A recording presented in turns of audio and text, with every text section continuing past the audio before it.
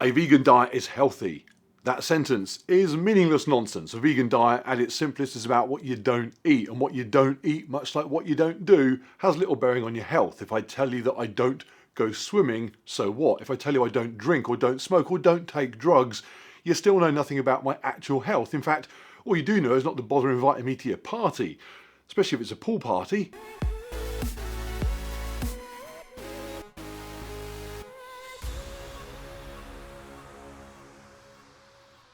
In previous years, Veganuary has passed me by, much like TikTok or CrossFit. I understand it happens and some people are really into it. It was just something I had no interest in or opinion on. But this January is different because during 2021 I went over to the other side. No, I've not started TikToking or doing chin-ups like an idiot. I did become vegan though, and I did a couple of videos on it at the time and then really left it alone as a subject, mainly because I found it really easy to switch to, and so there wasn't actually much else to say, and it just wasn't really that interesting either. So why this video now? Because I don't know if Veganuary has just gotten bigger or I'm just more aware of it, but across social and mainstream media, eating a vegan diet or trying one seems to be getting discussed a lot this year. And nearly all of it has me thinking, what a load of rubbish.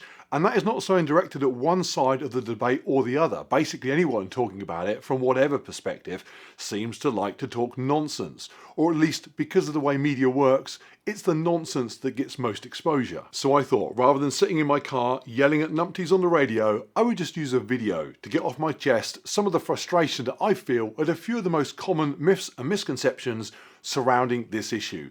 And I may be well placed to do that because I can still very clearly recall how good meat and dairy products taste. I get why it's the popular choice. I know my way around a bucket of chicken.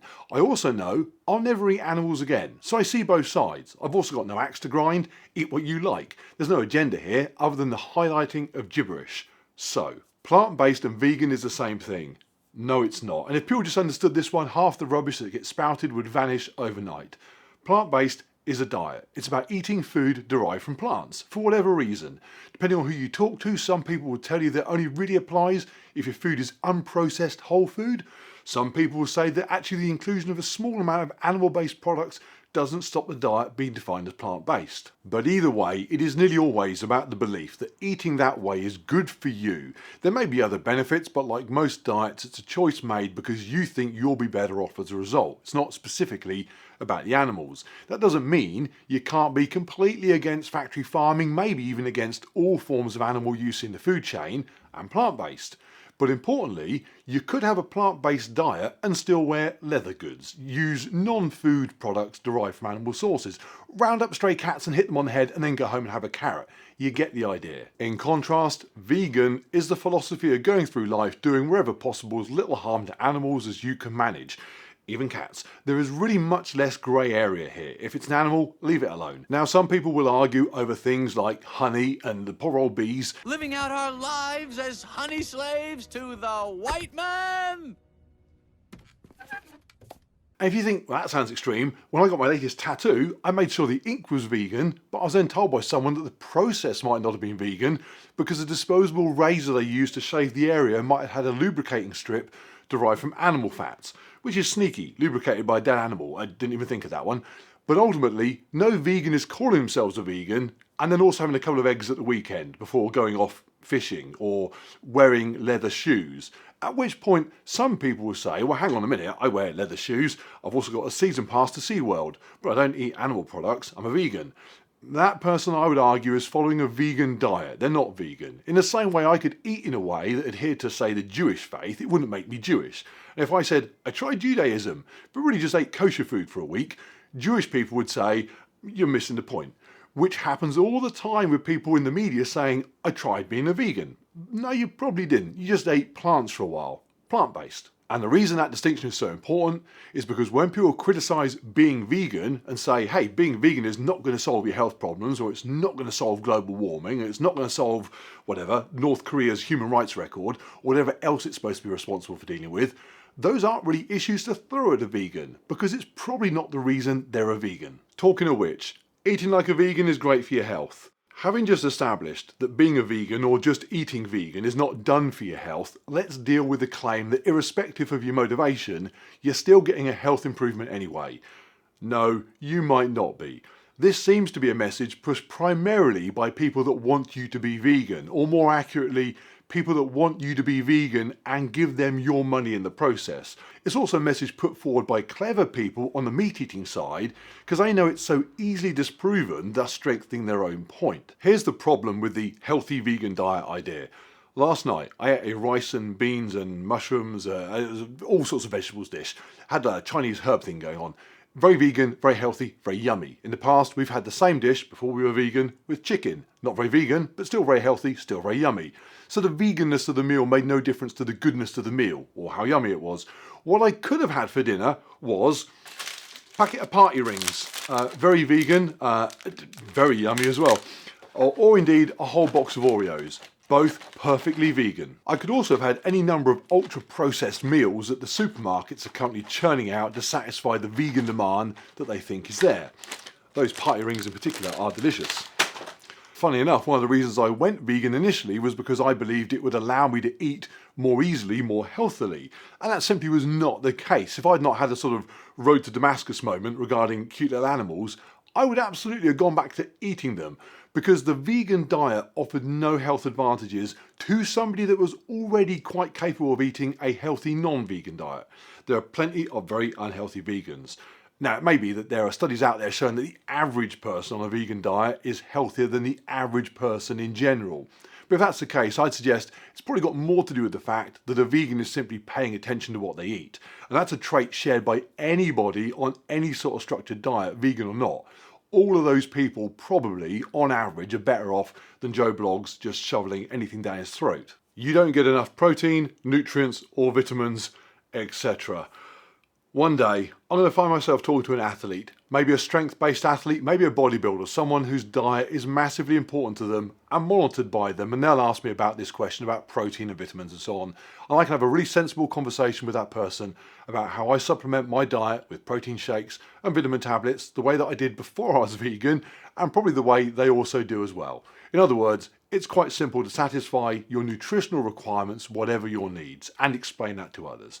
However, what tends to happen is someone that hasn't seen their abs since they were 11, who plays five-a-side football once a month with some mates from work before downing 6 pints of beer, and only ever goes to the gym to train biceps in the 3 weeks before they go on holiday, they tell me, this person whose diet I wouldn't give to my dog, that I'm lacking in important nutritional elements. Let me sum it up like this. The majority of people in the West are too fat. Many of them are obese. They eat crap. They don't exercise. They are clogging up hospitals and doctors' surgeries up and down the country. The easily satisfied dietary requirements of someone eating a vegan diet are inconsequential compared to the probably impossible task of fixing the health of the majority. Especially given we have just had 2 years of a disease that did a pretty good job of grouping the obese in with the very elderly, the very poorly or the very vulnerable, and literally trying to kill them. And in many cases, unfortunately succeeding, and yet the average person is fatter today than they were in March 2000, which is not an attack on overweight individuals. If anything, it's an attack on governments for not really giving two hoots about the health of the people they're responsible for. Either way, don't worry about my protein. In fact, Christmas present, being vegan is easy, and you'll be very cool. No, it's not, and no, you won't.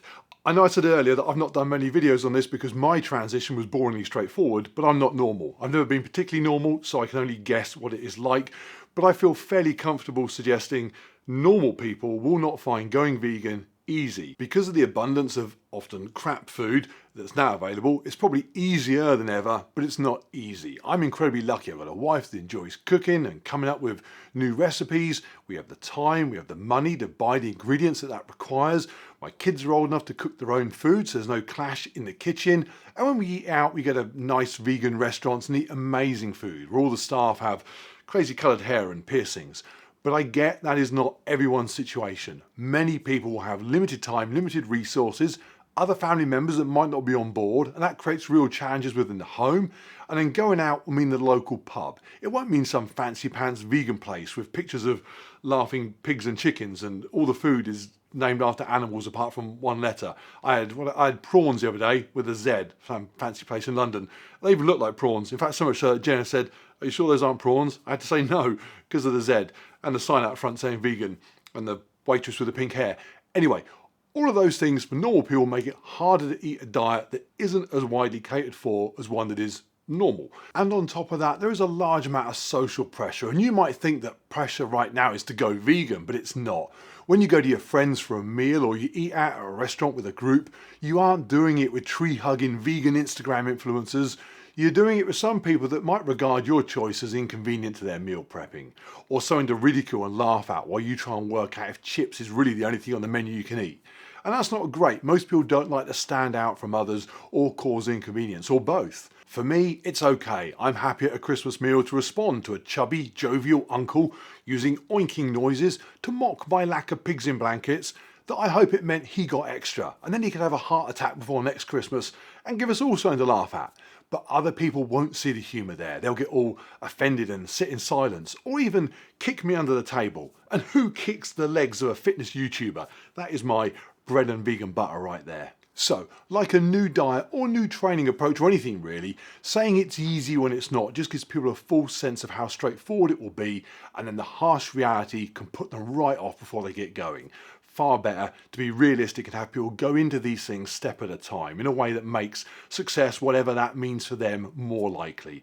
And it may well be that partially plant-based is success for them and vegan isn't going to happen. That's cool. It's the same as getting someone to go and do a park run when they don't exercise. That's probably more sensible than signing them up for an Ironman that they quit training on after a week and just go back to the sofa. Why do you want your food to look like meat? This is a funny one, and I've included it because I actually agreed with this for much of last year, but recently I've sort of seen the light. Loads of new vegan products try and emulate meat, whether through the name, prawns, or their look. It puzzles many meat eaters, and puzzled me as a meat eater and for a while as a vegan. If you are so against eating animals, why do you want your food to look like an animal? But recently it's become pretty obvious to me. People just like what they're used to. If you ate sausages for 50 years, you might like the idea of carrying on eating something that looks like a sausage, as long as it hasn't got a pig in it. Many vegans are well aware that meat tastes nice, by the way. I can remember the last meat I ate, 2 double whoppers with cheese, and they were delicious. We aren't all against the taste. And also, by the way, sausages and burgers, that isn't actually the shape of an animal, it's just an easy shape to make the animal into to eat it. Meat eaters, you don't get to have all the easy eating shapes. Now, if Linda McCartney turns out a soy-based whole hog roast, that would be a bit weird. Being vegan will save the world, and not being vegan is murdering animals. I have listened to so many radio phone-ins where vegans call in and justify their choices with these dramatic notions of saving the planet or not partaking in the premeditated murder of baby sheep. And I know why they get on air. They get on air the same reason anyone does, because it makes good radio. But wow, do they set themselves up for looking silly. You can't win a radio phone-in debate with a 10-second pitch like that. If I'm eating, as I have many times, a Burger King plant-based Whopper, and someone says, why? My answer is simple. I'd rather not eat something that has been created by the killing of an animal, and given I don't need to, I'm not. But enjoy yours, or try some of mine. I don't care. It's an odd person that would have an issue with that. But if I say I'm reversing global warming, or I'm not carrying out an act that only applies to humans, because you can't murder an animal, it is more likely to get their back up, because the immediate and obvious implication is that they're doing the opposite, and that makes them angry, and that creates the impression all vegans are extreme, and thus it makes it harder to be one, and it creates a real them and us as well. Here's a beautiful example of that. Wagamamas, who by the way have an amazing plant-based menu. I've eaten 1 million of their chicken katsu curries. I genuinely can't tell a difference now that I eat the vegan version. Anyway, they have just launched a vegan fish and chips. I read about it in an online newspaper. In the comments section, the very first comment was someone saying, "Disgusting rubbish, makes me want to vomit, put that in the bin." I don't know if that's funny or sad. I doubt it's disgusting rubbish, because they probably have like professional cooking people that made that. And I doubt that person's tried it to see if he would vomit. Anyway, what he really means is it's vegan, I hate it. In fact, he really means it's got no meat in it, I hate it, because lots of things are vegan. I mean, does he hate the chips on their own? Maybe he's worried about the stealing of the word fish. Maybe he's a fish rights person, unless he wants to eat the fish. Who knows?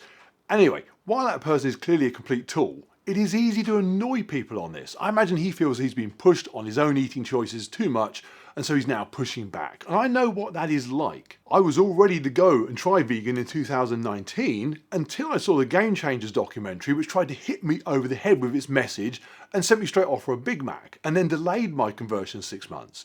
You don't need to play the Armageddon card. nor the meat is murder card. You don't need to use this sort of imagine it was a human angle. It's like people that see a dog locked in a car in the summer and say, what if it was a child? It wasn't. And I don't need to visualise a Labrador as a toddler to understand that cooking it alive in a Ford Mondeo is wrong. If you can't convince people that cruelty to animals is cruel without pretending they're furry humans, then just leave convincing them till last. Work on the non-weird people first. In summary, is there a summary? Do you know what? If it was up to me, I'd remove the vegan concept from the conversation. It's just a bit of a loaded word. So are my kids, as an example. They won't eat a product labelled vegan. They'll eat a bean burger. They'd rather eat a regular one, but they'd eat a bean burger. But they wouldn't eat a vegan burger. So just let people that want to explore being vegan as a way of life go and do so. They can Google it. And make the message, just eat more plants and eat less meat. If 10 or 20% of people did that, the difference would dwarf the difference being made by upping the number of vegans by a couple of percent. And that difference would then extend to all sorts of other things as well. Their health, factory farming standards, global warming. I'm not entirely sure North Korea would be fixed, but step at a time. And as well as that message, I'd increase the education on the process behind the food. Not with a, this is all disgusting, rally against it theme, just a, look, this is how it happens. If you're cool, cool, but at least you now know. And some people I speak to say, you don't need to do that. They understand that a burger was once a cow. And I shared that attitude until I realised that I only actually knew a tiny bit about the process. A good example of this, I always assumed that eggs were no big deal. A bit like honey, no animal is dying for an egg. Then I discovered, forget the conditions that the laying birds are kept in, even free-range ones, chicks bred for laying that are male get thrown into a wood chipper, or gassed, which is apparently worse. 30 million a year in the UK, at which point I thought, well, that's not for me then. But I know other people hear that and are fine with it. Again, that's cool. I'm just for calling out nonsense and explaining facts. I don't actually mind too much what people then do with that. Someone saying, I get the baby chickens in the wood chipper thing, I just want to eat eggs still, I have no issue with that. Somebody saying, I eat eggs because it's harmless, that's a lack of understanding. And before anyone says, my eggs come from the chickens in my garden and they have a lovely, amazing life and we pet them and get them birthday presents, really, all your eggs, the ones that went into a cake you bought from the supermarket, I doubt those guys are getting presents. I doubt they even get a text on their birthday. Bottom line, I think that time is going to solve factory farming and change eating habits anyway. I think in 100 years, people will look back and think, we did what? So I don't stress over it too much. Do what you like for now. It does slightly annoy me that I might not live long enough to watch my kids forced to eat a vegan burger, but I don't lose sleep over it. Right, I feel like I can now get back in the car and not yell at the radio, so I am out of here. Next video is going to be on my high rocks training, the competition in just a few weeks time. Getting very excited. Got any questions about that? Stick them down below, or got any questions about my diet? I'm happy to discuss anything I do, including how I eat. I get it is not for everybody. I don't really care because I'm not telling anybody to copy me. As always on this channel, simply this is what I'm up to. I hope it's entertaining. I'll see you on the next one.